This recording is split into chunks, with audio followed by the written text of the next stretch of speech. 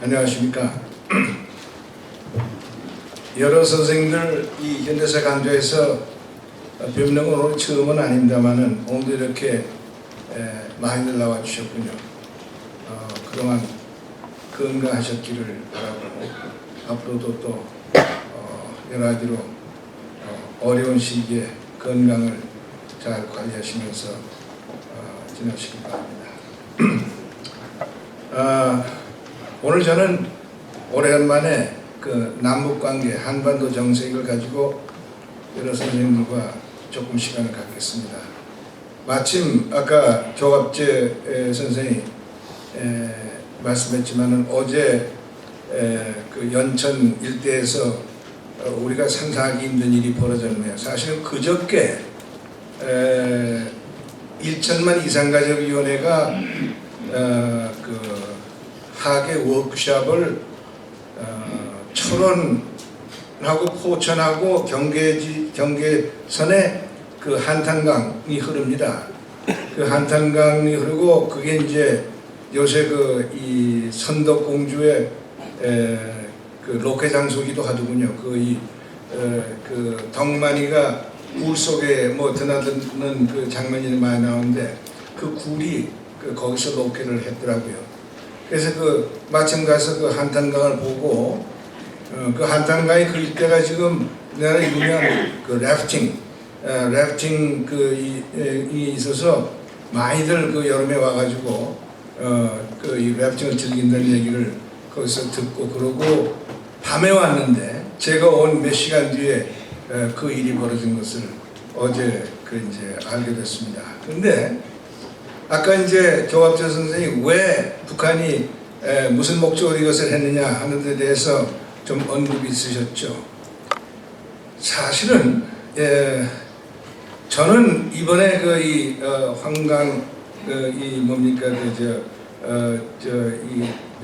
호수인가요? 이것을 이렇게 방류한 것은 절대로 저것이 우발적인 것이라고는 생각할 수가 없다고 생각합니다.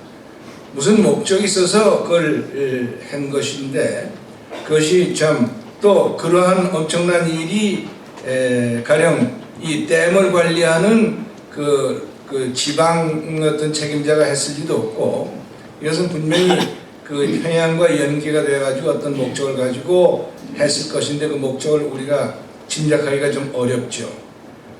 그런데 이것을 생각하다 보면은 우리가 뭘 새삼스럽게 느끼게 되느냐 하면은 우리가 북한에 대해서 너무 모른다 하는 것을 새삼스럽게 느끼게 됩니다. 이 북한을 어느 정도 모르느냐 하는 데 관해서 사실은 제가 최근에 아주 놀라운 사실을 접했습니다. 우리가 지난 벌써 몇 년 동안 북한에 이제 김정일이가 가면은 그 다음에 후계자가 누가 되느냐 하는 문제 가지고 언론이 떠들고 학자들이 떠들고 요란스럽게 우리가 떠들어왔습니다. 그러면서 거기 떠오른 인물 중에 하나가 김정은이라고 발을정자 구름문자라는 한자로 돼가지고 김정일의 셋째 아들 지금 26살 난 청년인데 이 청년한테 권력의 세습이 되도록 돼서 지금 준비가 진행 중이다 하는 얘기를 그럴듯하게 우리가 믿고 있습니다. 그런데 놀라운 사실은 김정은이라는 사람은 존재하지 않는다고 합니다.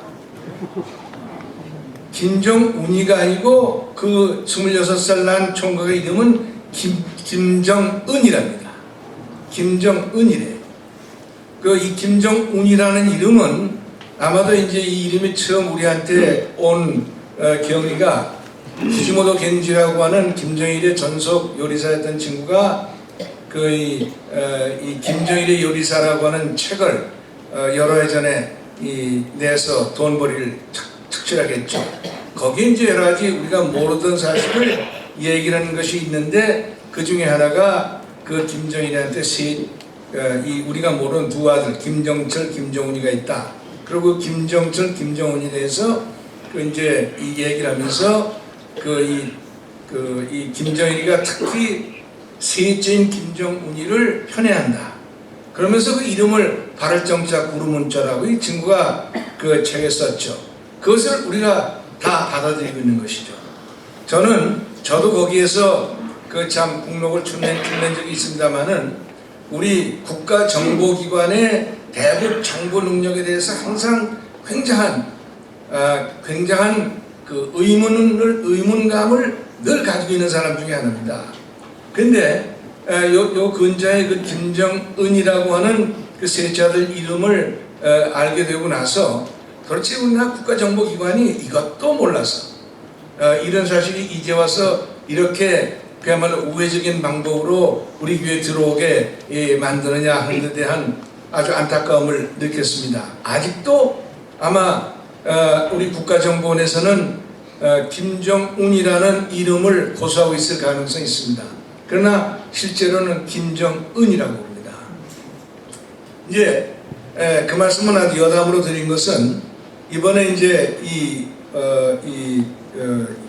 한탄강에서 그 일어난 사건도 틀림없이 이것을 일으킨 사람이 어떤 목적을 가지고 일으켰을 것이다 라고 저는 생각을 하고, 그 목적이 무엇이겠느냐 하는 것은 뭐 많은 사람들이 이제 이러쿵저러쿵 추리를 하게 마련인데, 그러나 여러 가지 상황을 보면은 저건 분명히 뭔가 의도를 가지고 한 것이다. 그리고 그 의도를 통해 가지고 글쎄요, 그렇게까지 짐작할 수 있을는지는 모르지만은 우리 쪽 반응을 사실은 측정하기 위해서 한 거조 중에 하나가 아니겠느냐, 그런 생각을 해봅니다. 자, 이제 그런 것을 이제 이 도입 부분을 해서 오늘 제가 이제 말씀을 드릴 것은 이런 내용으로 말씀을 드리고자 합니다. 어떻습니까, 여러분들? 요즘 남북 관계에 대해서 어떻게 이해하십니까? 굉장히 좀 혼란스럽지 않습니까? 금년 6월까지만 하더라도 한반도에서는 내일 전쟁이 일어날지 모레 전쟁이 일어날지, 연평도 근해에서 언제 우리 함정하고 북한 함정하고 사이에 또 제3의 연평해전이 일어날지 아주 전전긍긍하는 그런 상황이 있었습니다. 그리고 미국과 북한 간에도 북한 쪽 사람들의 말을 가지고 보면은 정말 일촉즉발의 긴장 상태가 있었죠.